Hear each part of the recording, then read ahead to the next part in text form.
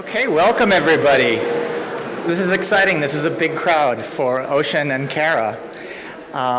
Welcome to the Brattleboro Literary Festival. I'm Robert Parks. I'm the president of the board of directors, and this year's festival is made possible by the generous support of our festival sponsors: Brattleboro Community Television, Jenny Altschuler and Barry Green, Elizabeth Catlin, the Stupinski Family Trust, the Vermont Humanities Council, and poets and writers. We would also like to thank our advertisers, and we encourage you to support them. This particular event is being sponsored by the Brattleboro Retreat, and we're very excited to have them present the event.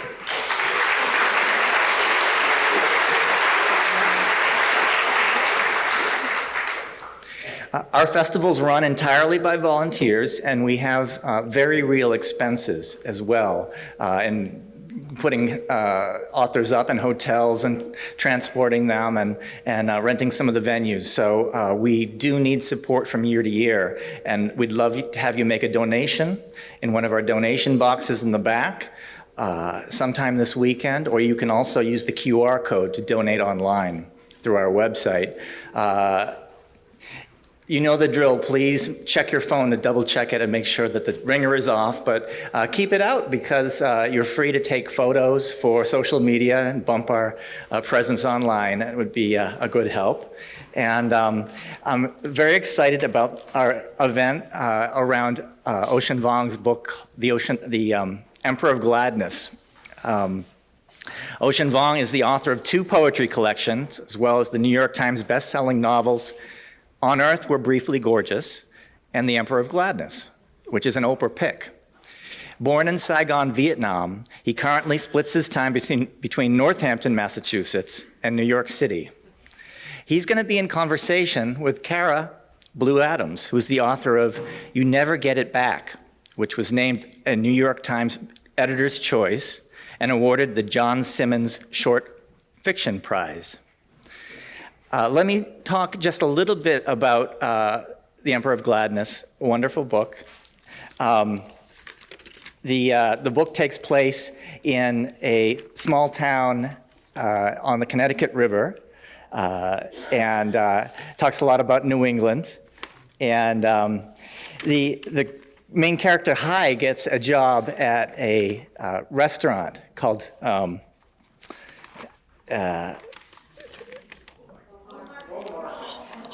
Home Market. Audience participation. Thanks very much. And he makes a second family at Home Market. To quote from the book, just like people anywhere else in New England, this second family is weather-worn, perennially exhausted, or pissed off, or both. So I love that description of New England. And before I bring both folks up, I want to mention the last paragraph of the review in NPR. The Emperor of Gladness is a truly great novel about work, a still under-acknowledged topic in American fiction. Hard work is supposed to get you somewhere. That's part of the promise of America. But the payoff feels much less certain to these characters. A winning lottery ticket, an inheritance, maybe even a union would have come along to propel these characters to a place of greater possibility. In Vuong's achingly austere artistic vision leaves it to his readers to imagine a better world he won't let himself depict in the pages of this wonderful novel. Can I invite Cara and Ocean up?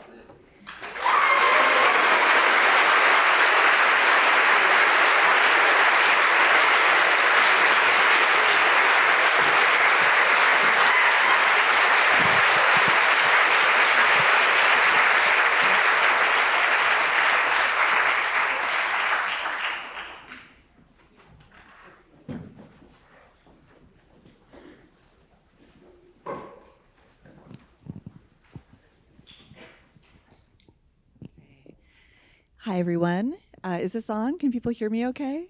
Okay. How's that? Is that better? Okay. Louder?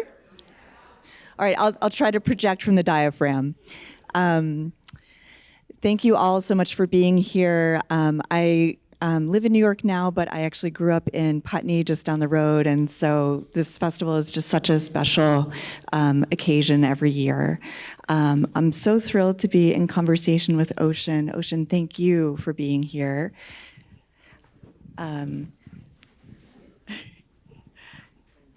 Hello, thank you. There we go.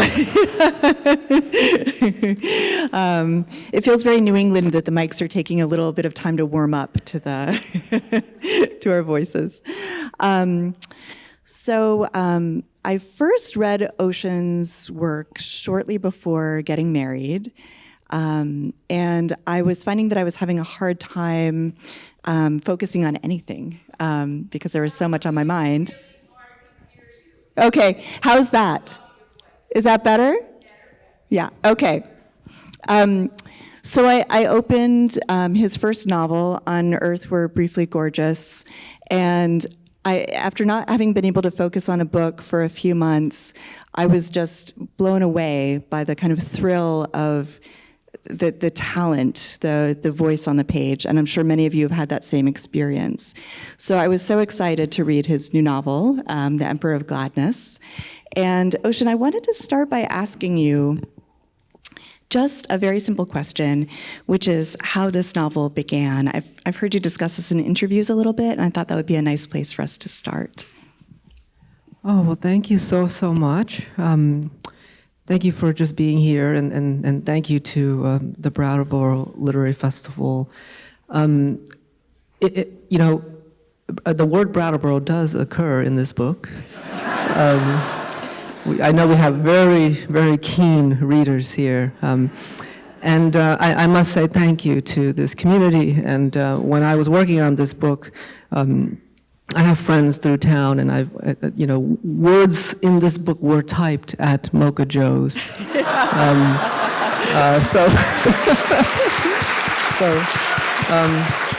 Thank you so much for the workers there.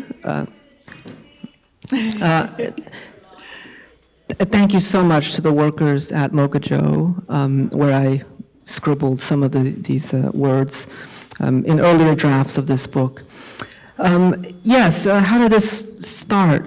Gosh, it's hard to say how any book starts. I guess, for me, I was deeply interested in creating a novel that did not allow escape to be a plot point, for a community to close in on itself, because I think, to me, so much of American life, despite the myth that we live in, which is American exceptionalism, possibility, so much American life is actually about being stuck, at least in my experience. I've known people who worked the same job for 20 years, drive the same car, but their lives are not futile. They're not doomed. In fact, many live quite beautiful, rich lives. And so I wanted to depict that story. And also around addiction. I don't have to tell this community, how much of a struggle it is in New England, the first place to be blasted by what is now called the opioid epidemic. Of course, back then, it was more like this invisible plague that would take us out overnight in the early aughts. But there's a kind of moral corruption when we often think about people struggling with addiction.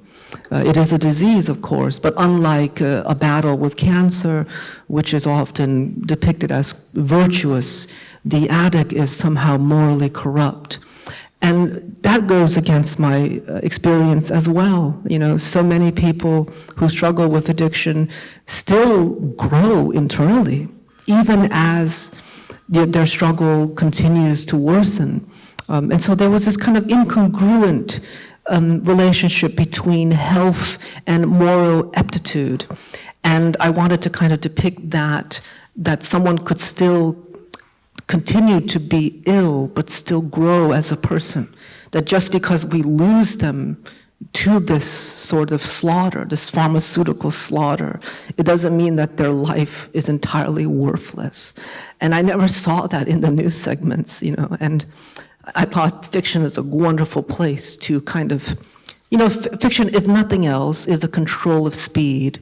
It's about acceleration and deceleration. And where you decelerate is where value accrues. So how a story slows down, how you describe, I think description is so political. How you describe the world imbues it with value and information. And so I wanted to just slow down, and I did not want this small town in New England to be a plot point that someone escapes from. I want it to be the entire ecosystem. And I was inspired by, of course, Thornton Wilder's Our Town. And I was really surprised that Wilder was inspired by the Japanese no drama. And further, that we in America received the Japanese no drama, and Wilder picked it up in the 30s because of a president, Ulysses S. Grant, who on his first trip to Japan was immediately shown a no play. And in his kind of quintessential military laconic tone, after the show, Grant brings his assistant over and says, whatever that was, we must preserve it. And so I thought it was just such an interesting thing. And of course, the Civil War haunts this book as well.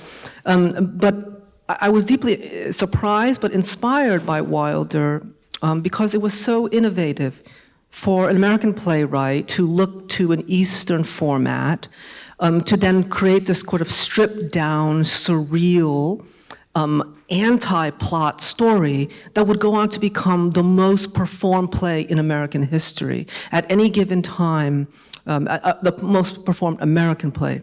I think Shakespeare, unfortunately, beats him out. But at any given time, I believe there are any given time over 200 renditions of Our Town being played from elementary school onward. And I thought it was so courageous for an American playwright to do that, to take. It was so strange that early reviews didn't even bring themselves to call it a play. One review in New York called it Thornton Wilder's Chinese stunt, which I thought was so fascinating.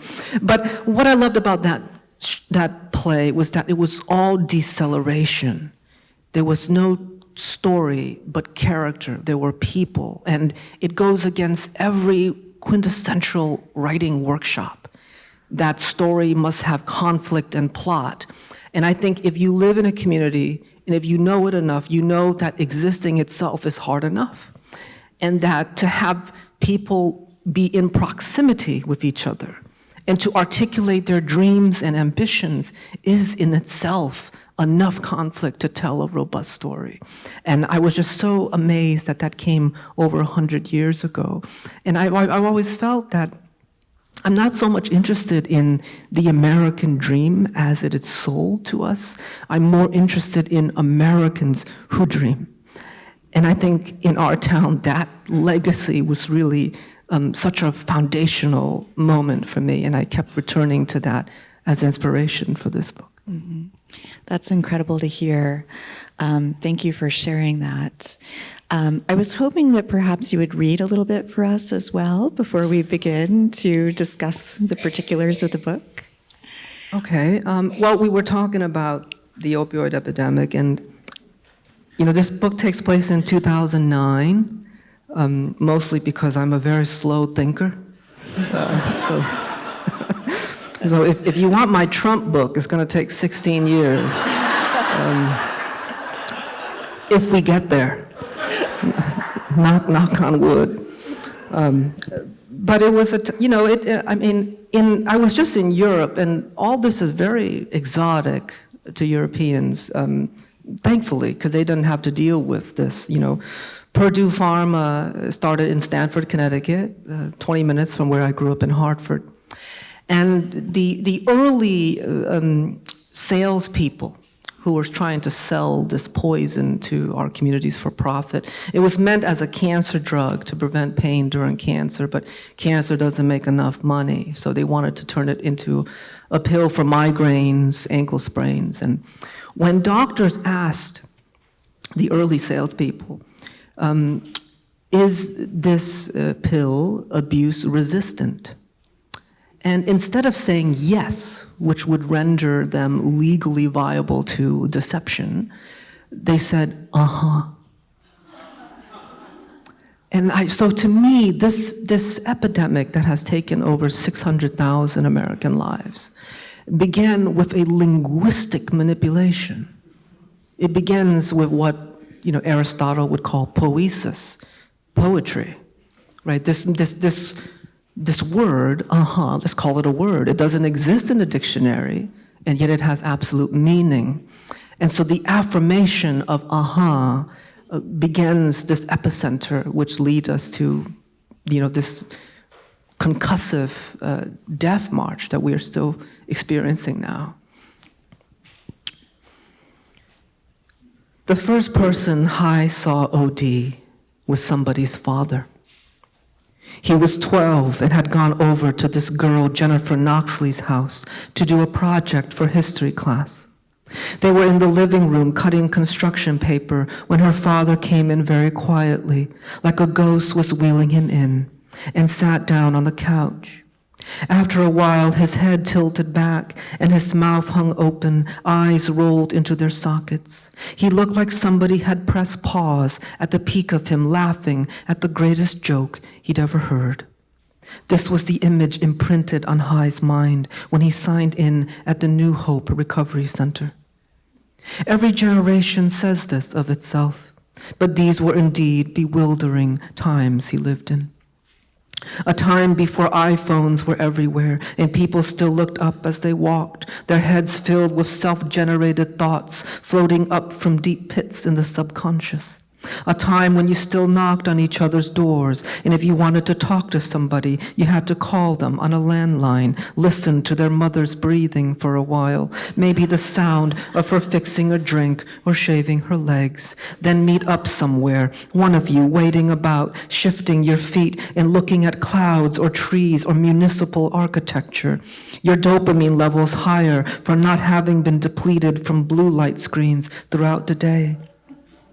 A time when the drug dealer on the corner would, out of boredom, start balancing on the chain-link fence, the boy in him unable to help it, pants sagging from the effort, revealing his plaid boxers you can spot from the back window of the school bus.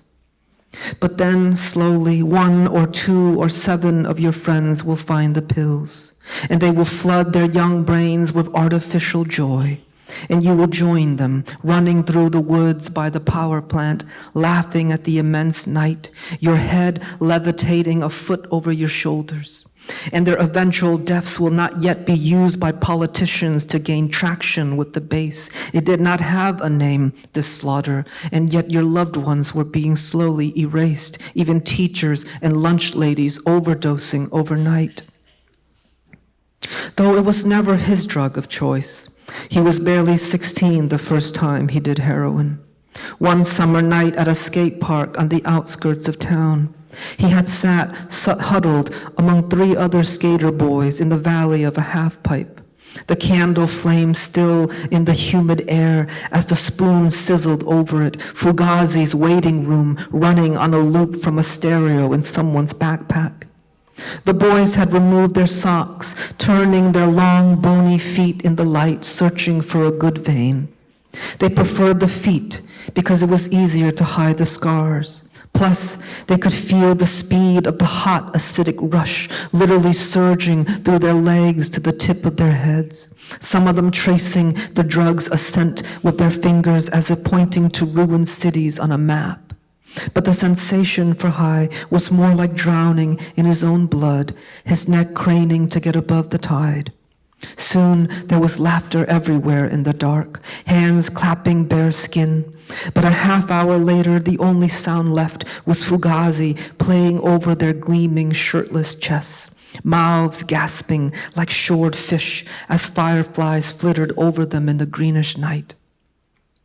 Rehab, if nothing else, was a place to store yourself for a while. It was also, he quickly learned, a kingdom of boredom. All the cliches about it are true.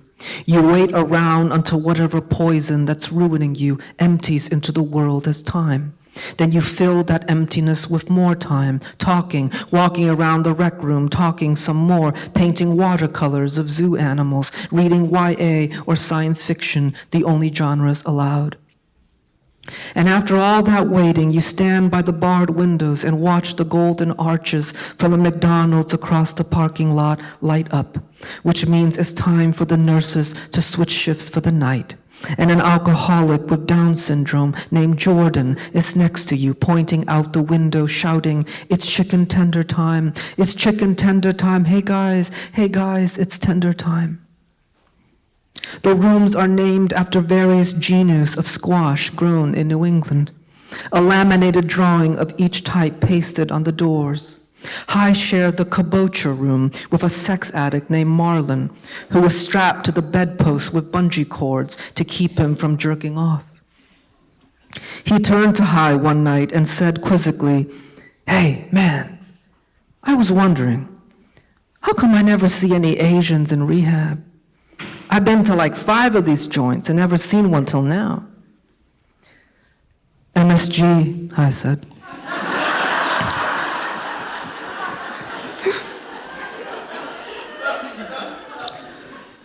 "MSG," I said, feeling crazy. "What?" Marlon's eyes widened in the blue wet dark. "Oh yeah, it absorbs all the poison. Why do you think the government hates this stuff? They don't want you knowing the truth. Then all these places will be out of business. They make a big fuss about how it's bad for you, right? Anytime the feds say something's bad for you, eat as much of it as you can." Holy shit. Marlon sat up. "It won't work for your stuff, though." No, I get that. But what about you? You couldn't absorb all your MSG or something? "I was adopted. Ate mostly waffles my whole life, and now I'm fucked."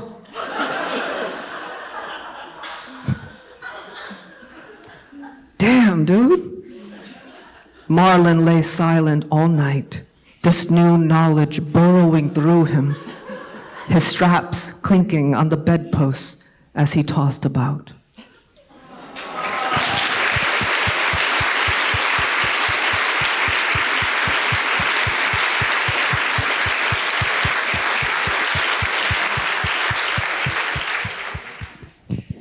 That was wonderful. I laughed aloud reading it on the page, but what a treat to actually hear you read it aloud and to get to laugh with other people. In that passage, I think we get such a sense of the book's voice and some of your many strengths as a writer, the attention to detail, the way that you're able to move from really painful subjects to humor, and from these big questions of community and social issues down to the very particular characters who are just each extraordinary individual human beings. I thought that maybe we could start, because this book contains so much, by talking about the main character, Hai, and his relationship with Grazina, which I think of as really sort of like the skeleton or the backbone of the book. The book, I know many of you have read it already, but for those who haven't, it begins more or less with Hai wondering if he should jump off a bridge. And it's at that point, that very low point in his life, that he meets this older widow named Grazina, who has emigrated from Lithuania and who is just a totally wonderful character. So could you talk just a little bit about Hai's relationship with Grazina, which really kind of carries us through the book? It begins with them meeting, and I won't give away how it ends for those who haven't read it, but it completes, I think, the story of their relationship in a beautiful way.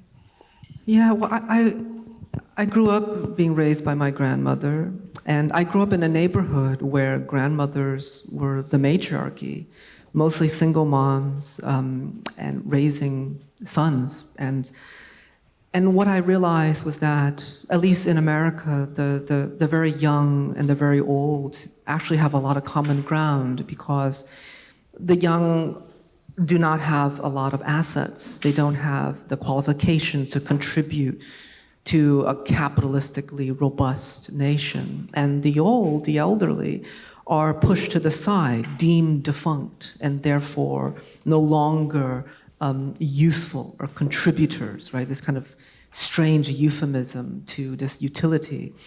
And but so they have a kind of powerlessness that I think at the core leads them to a kind of absolute alienation and loneliness from this cultural center. And but they are often, side by side in the same room, and in this case, in the same home, in the same condition. And there's something, I think, beautiful about finding that unexpected bond through the age gaps. I mean, they're 60 years apart. But we often talk about what is quintessentially American. It's a good question to have. It's not necessarily answerable. But of course, you have the white picket fence, the Levittown, suburbia, the idea of achieving one's prosperity through hard work, pull yourself up from your bootstraps. But I also think another sector of Americanness is war. Try to rent an apartment in this country and you immediately enter the linguistic registry of war. This is a post-war Greek revival, right?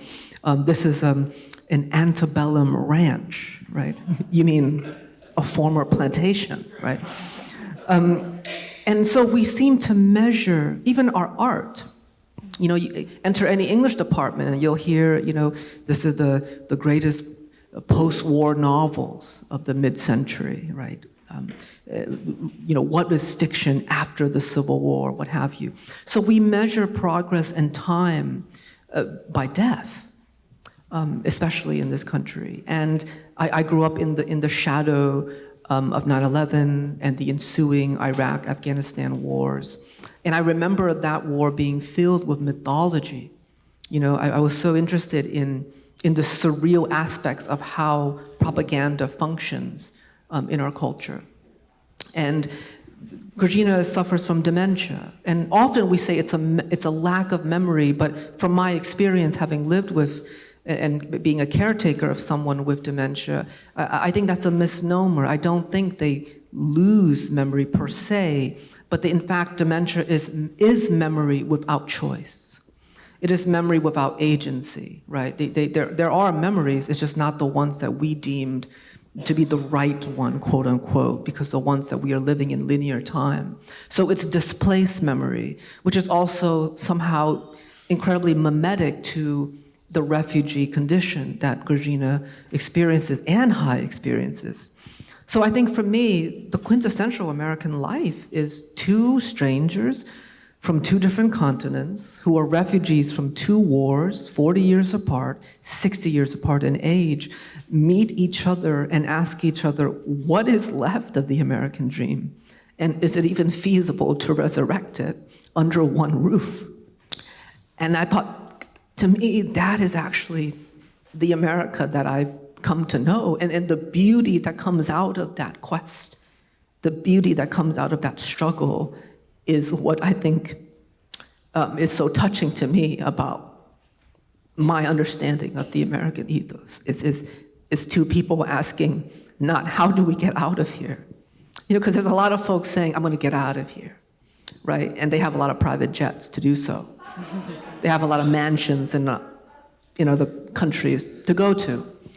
But so much of American life, but also so much of history, is filled with people who are stuck. History books are filled with people who do incredible things. Overthrow governments, break out, free people.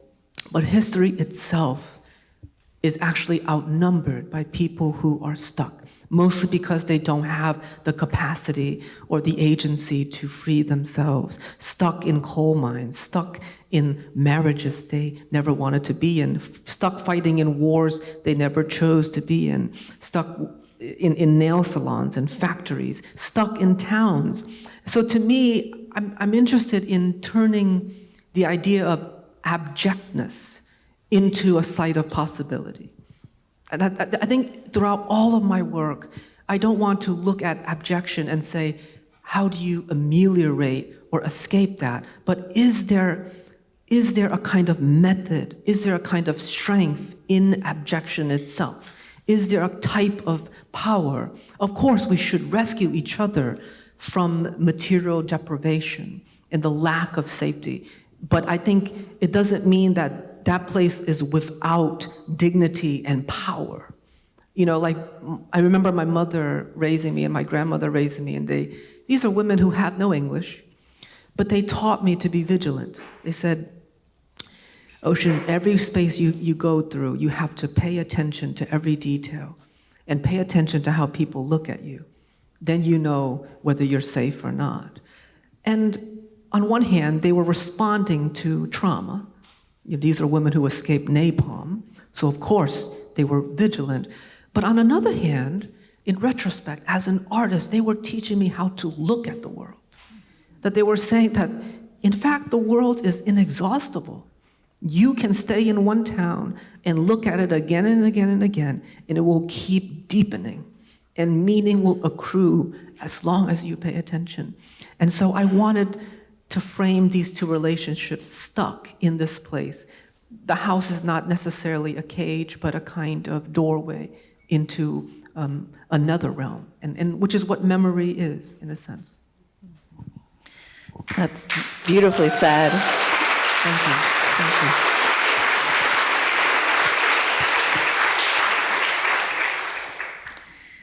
you. So Hai moves in with Grzina, and that relationship ends up prompting him to get a job at a fast casual restaurant, loosely based on Boston Market, I believe, of which I think you have firsthand knowledge, called Home Market. And there, I think we get to see just an excellent example of what you were just speaking to so beautifully.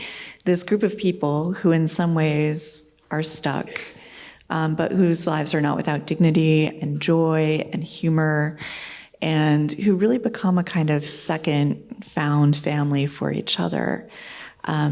Could you talk just a little bit about writing that community of people formed through labor and through the workplace? Oh gosh, it's such thank you for that question. Labor is such an important, I think not just for me, but also, I got my BA in 19th century American literature, and the 19th century is such a fascinating, endlessly fascinating space for American art, because it was, there was this great attempt to revitalize a truly distinct American voice away from London, but still trapped in the Anglophone, right? So it's how do you create distinction while still using English? But it's also this very vexed time of the expansion of settler colonialism, the expansion of indigenous genocide, questions of slavery. What is the moral compass? What is the North Star? And so I think so much of who we are today was determined in the 19th century, particularly after the Civil War. I don't have to tell any of y'all that, the election map every 4 years looks very similar to the battle maps of the Civil War, save perhaps West Virginia, right? And so to me, I think I'm deeply interested in this idea of labor making of American morality. And of course, the behemoth in the 19th century is Melville, Moby Dick. And that is, to me, such an incredible novel. To this day, it's rarely replicated. You have a novel over 500 pages about a multiracial group of laborers on this prophetic quest to light the new world, that will lead them towards absolute self-destruction, right? It's almost like, to me, that novel speaks more to our times now than I think even to where Melville was speaking toward. Of course, Moby Dick was published in 1851, roughly exactly a decade before the firing on Fort Sumter. And so it was this idea that these group of laborers would then light the new world through the destruction of a mammal, which then would then destroy the entire vessel, right, in and of itself. But that novel was also filled with essayistic modes, borrowing Shakespeare's monologues. It was so strange. I think there's even a very surreal error in the novel where the ship's steering mechanism is described differently in two different passages.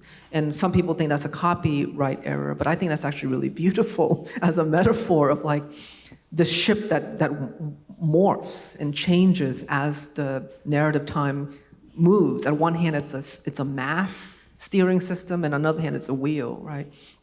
I could talk about Moby Dick for days, but I think why I go back to Moby Dick is that it was a commercial failure in Melville's time. His name was famously misspelled in his obituary in the New York Times, and he sworn off fiction after Moby Dick.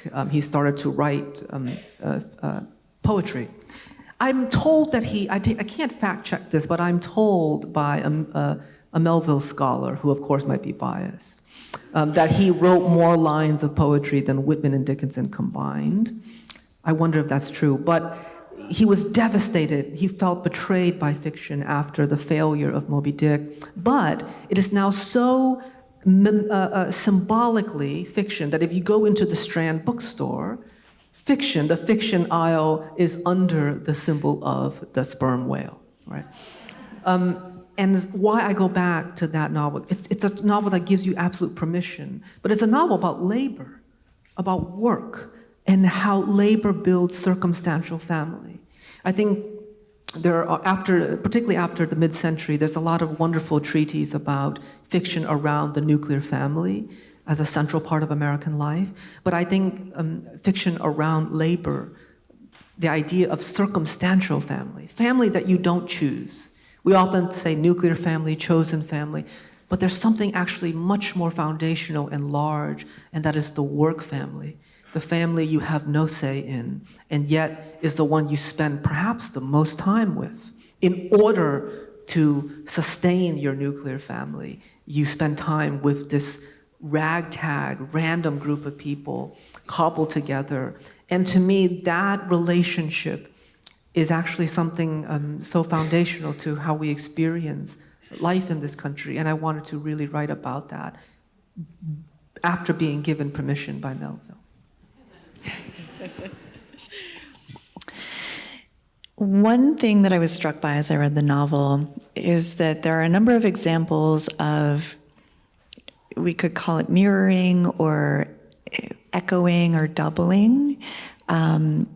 And I think this leads us to one important, for me at least, example of that, which is that we have this relationship that Hai has with this widow he encounters at the beginning of the book. And we have his relationship with this circumstantial family formed through labor. We also have what I think of as sort of like the heart or the lungs of the book, which is his relationship with his mother, from whom he is not quite estranged, but separated through his choice. And so on the one hand, we have his relationship with this older widow he's taking care of and living with. And he's calling his mother, who lives nearby, but who believes that he's elsewhere, attending medical school. And we have this circumstantial family that he's spending time with, and some actual family members as well. But this one really central relationship is one that he's not able to access in a way. Could you talk a little bit about that relationship, Hai's relationship with his mother?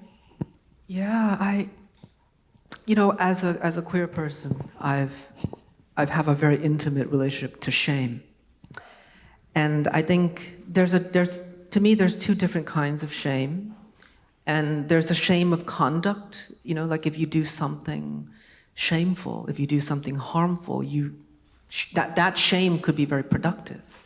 If you forsake someone, if you behave poorly, shame could then propel you to revise and revitalize and correct.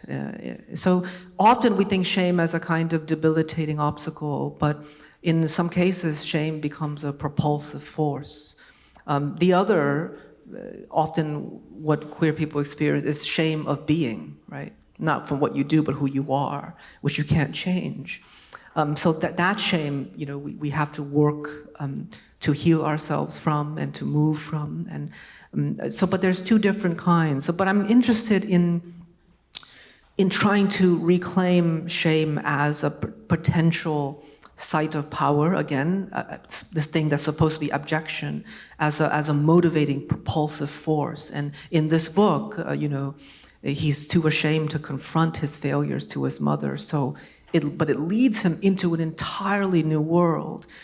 So I'm interested in seeing these things that we are supposed to disabuse ourselves from and asking of them, is there an energy source there? Is there a thing there? Because similarly, I think about my friend, the poet Ricky Laurentis speaks beautifully about this, and they call it bottom poetics, when they said the idea that the bottom is the most abject position in queer discourse, because it is the penetrating partner, which is for Ricky brilliantly connects it to misogyny, right? Because it's why would someone born male want to be that close to the opposite sex, to be that close to women, right? Surely that's some kind of flaw, and the homophobia that comes out of it is a deep hatred of women, right? Of that sort of transgression. Then you have this idea that anything that is valuable in the American ethos, the John Waynes, the Supermans, we need our version of it, right? So you have the Wonder Woman, which is the female version of Superman. You have, I'm interested in why Bruce Lee is so palatable.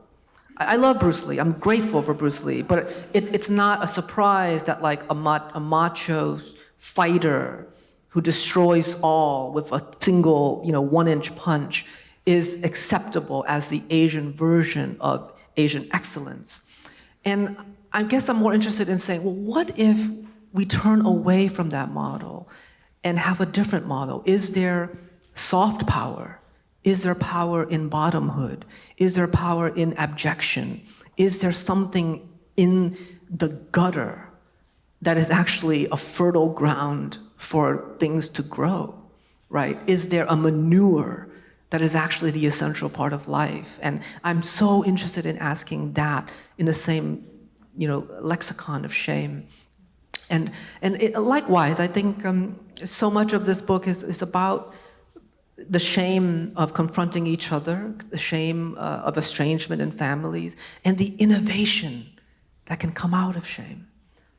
And I think shame is a really useful thing if we allow it, if we re-examine it as a mode that could be applicable. As far as I'm concerned, a little bit of shame could go a long way in the right house right now.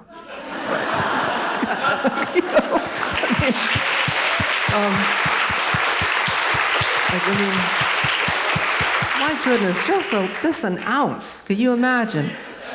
And so again, if we go in, if we don't just say, this is, if we don't examine the word and we just say, this word comes with baggage, it's bad, no. If we look at shame, what is it at its core? The shame of conduct. It's to actually recognition. Oh, I have wronged. I have lied. I have forsaken people. Now there's actually an illumination at the center of it. How do I do better? I feel the same way with regret. Often growing up as a thoroughly American boyhood, my friends would often say, no regrets. No regrets, bro. And I just thought, actually, regret is really helpful. I tell my students this, they say, gosh, professor, I hate all the poems I wrote last year. I said, that's a beautiful thing. That means you've grown. That means you've recognized your growth. and you've seen the distance between your past self and your current self. And now, the beautiful agency is that you get to revitalize that space. You get to update that space so that you can make work that truly represents you where you are now. And I think I'm interested in returning to words that have been sort of tossed out and seeing if they have potentiality.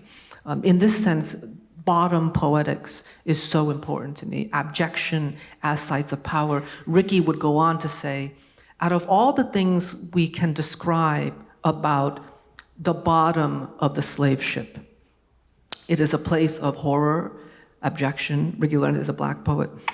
As a site of horror, of humanity at its most corrupt and horrific, it was also, amongst all those horrible things, a language lab. It was a time for these tribes to come together and to form a site of communication towards liberation. And Ricky goes on to say, to them, that is the beginning of African American literature, is that space. And so, I'm so moved by that because, like, from that thesis, you can apply it to every sector of American life and say, even in the most,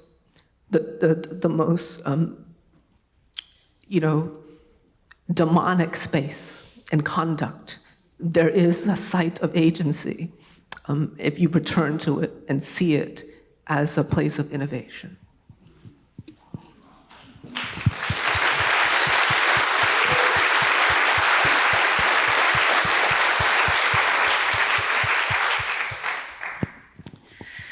Well, I'd love to ask you many more questions, but I also want to give the audience a chance to ask you a few of their own. So perhaps we'll open it up with the time that we have remaining. And I'm not sure, do we have a mic going around? Oh, terrific. So a volunteer will come around with a mic. So, thank you.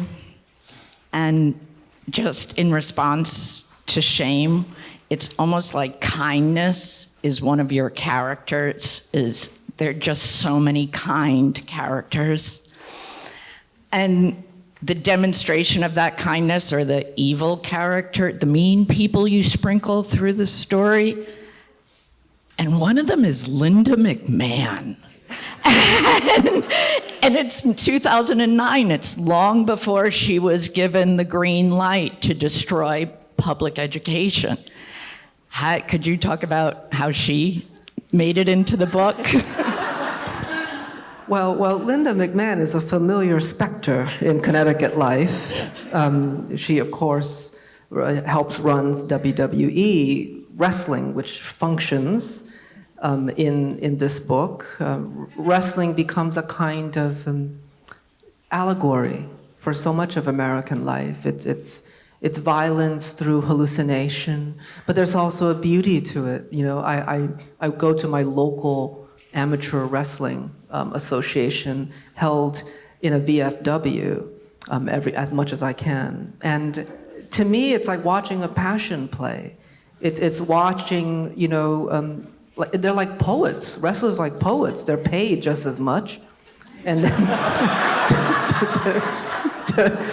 to throw their bodies, all over. So I was like, I recognize, that struggle. And Linda tried. I'm really proud of Connecticut because she failed in her gubernatorial race. She spent,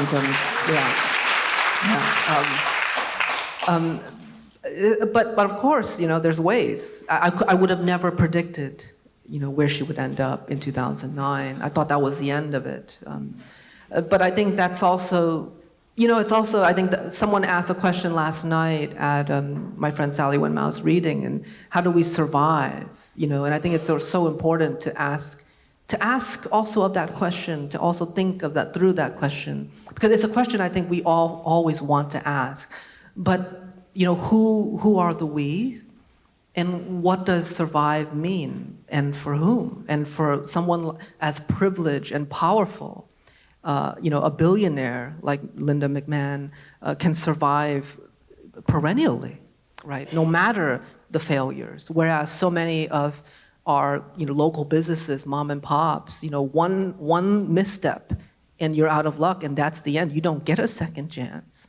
And so I think the core, the ethos is that if you are wealthy enough that you are kind of invincible to failure, or your failures is part of the texture of your life. And so I think in one hand, I was surprised that she is still relevant.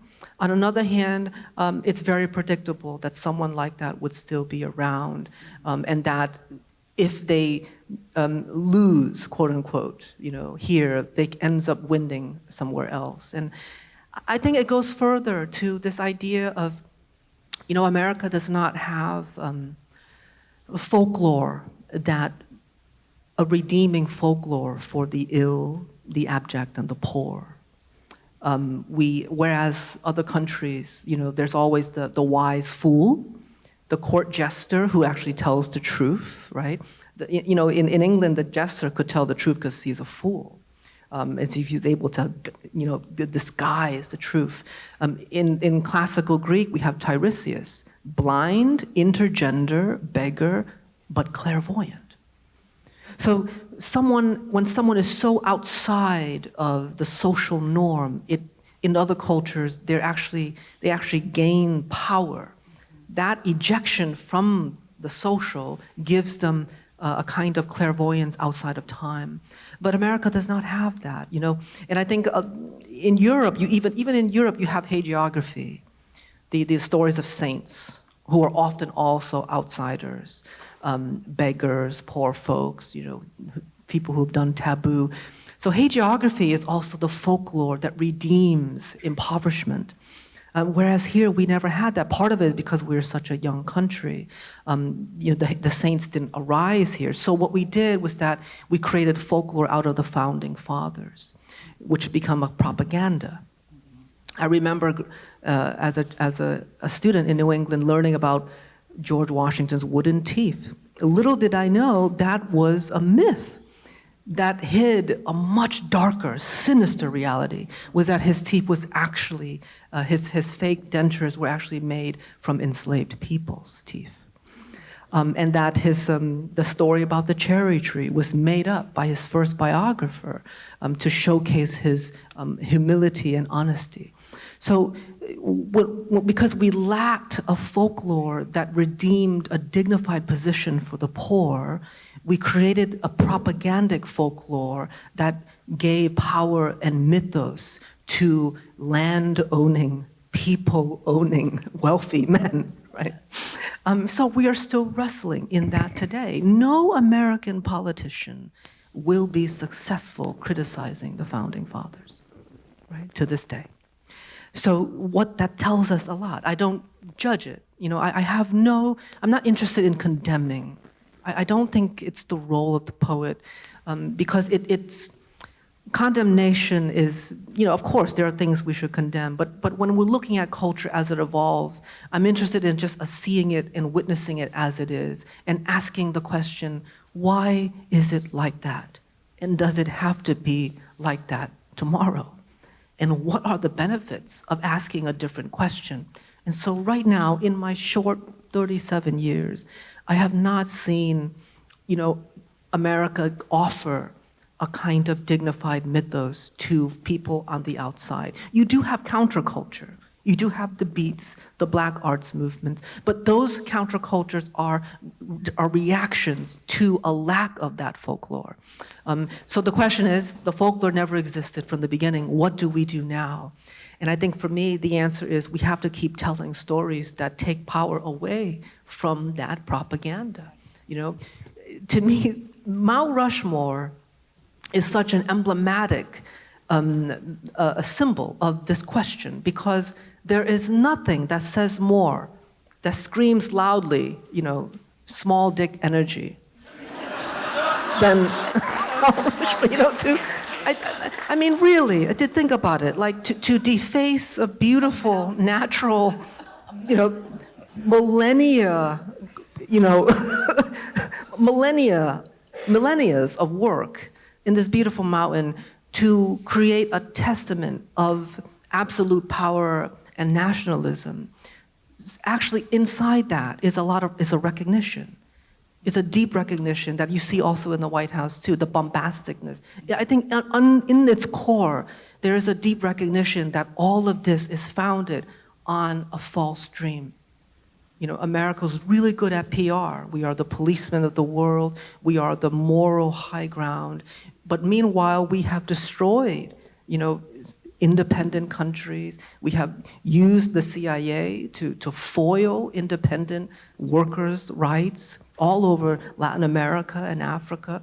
And so I think inside that symbol is actually a deep recognition that, you know, we don't have a folklore. We had to make one. We had to invent one, which is why memory in America is very, very vexed. To remember well, we have to remember that we are a country founded on the attempt of indigenous genocide and the enslavement of human beings.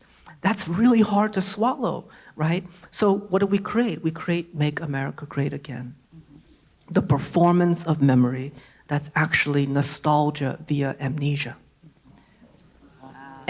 But that's why it's so intoxicating. I do sympathize with however many, 51% of our fellow citizens who fell for it. I sympathize greatly. I live in Western Mass, you know, very similar to life here.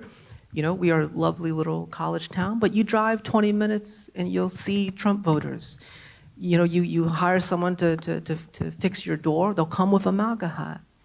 And through the 10 years of Trump's legacy as a politician, I've been able to ask this question of people from ages 17 all the way to their 70s. Where was the again? Where was the again for you? And I mean that seriously, you know, because you're going to be in my house. Here you are, you're working, what have you. We're going to be here for a few hours. We might as well talk. And they come wearing the MAGA hat, right? And I said, just tell me where the again is. And 90% of the time, something very interesting happens in the response. People from all ages, and I've asked, you know, 17-year-olds, teenagers, all the way to people in their 70s, and they almost always describe the years they became teenagers. And it's for every person, it's a different time. If you're very young, it's 2004. Sometimes it's 1996, the 80s, 70s, 60s, right? And so really fascinating that this idea of nostalgia, but what are they really saying? You know, when you look at the years before teenage years, you're talking about childhood. This is the time before they lost their grandparents, before they got fired, before they endured the humiliation of realizing that they live in the wrong part of town, that they are poor. And not all of them are white. There are many people of color in these ranks. So it's actually an incredible moment of linguistic innovation, right? And I would say that Trump, too, is a poet. Not all poets are virtuous. Poetry itself is not a virtuous endeavor, right? Virgil, who wrote a beautiful Aeneid, was a piece of nationalistic propaganda. You know, he was asked by Augustus Caesar to write an epic poem that legitimized the crumbling Roman Empire, and he did that. So it's important to say that even as a poet myself, we are all historically have been captured. And so, you know, just like the pharmaceutical, Make America Great Again is a powerful, intoxicating linguistic poesis because it is nebulous enough for any citizen to project their timeline, their childhood, onto that space. And so if you are a citizen who feels forgotten by the status quo, who feels forgotten by the DNC or what have you, you know, because Democrats came from working class roots.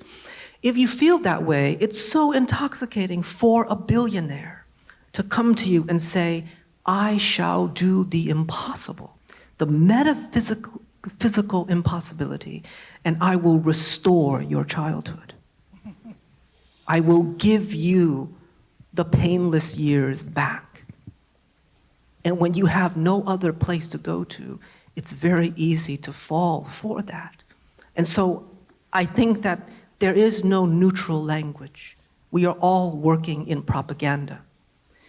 There's people who create propaganda to get your votes, to get you to pay for things, to buy a certain thing, to take your money for profit. Poets, in my eyes, are also propagandists, but we are propagandists in favor of bewilderment, joy, perplexity, communal collaboration. So there is no neutral ground, but the question that I'm interested in linguistically is what will we wield the language towards? And that is what makes me truly exciting. And I tell my students there's poetry everywhere. It's not just in the classroom. It happens all over. I mean, they're using Walt Whitman to sell Levi's jeans. They're using Walt Whitman to sell Apple, right? iPads. For the record, I think Walt would have approved. In his own lifetime, he approved Walt Whitman popcorn, Walt Whitman cigars. He licensed his likeness on a wagon. They drove around Camden with it. Anyways, I'm getting off the rails here, but I think at the core of it, the power of language, and I know I'm going over time, so maybe I'll end with this, is that, there's war does not begin with gunfire. It does not begin with violence. Violence are actions. Unfortunately, we live in a country where there's shootings every day, but not all the shootings begin wars. Wars are begun with language. Because you need to create a system, a linguistic system. You need to create speeches, radio programs, manifestos, essays, in order to convince each other linguistically that a group of people are deserving of death. And that takes language to do. So that's why I think language is our oldest and most capacious technology. You can invent the greatest medicine, the most powerful AI, robots, pharmaceuticals. You can invent the greatest thing, but only through language will you convince each other to live or die for these things. And that is the beginning and the end of our species. Thank you. Thank you.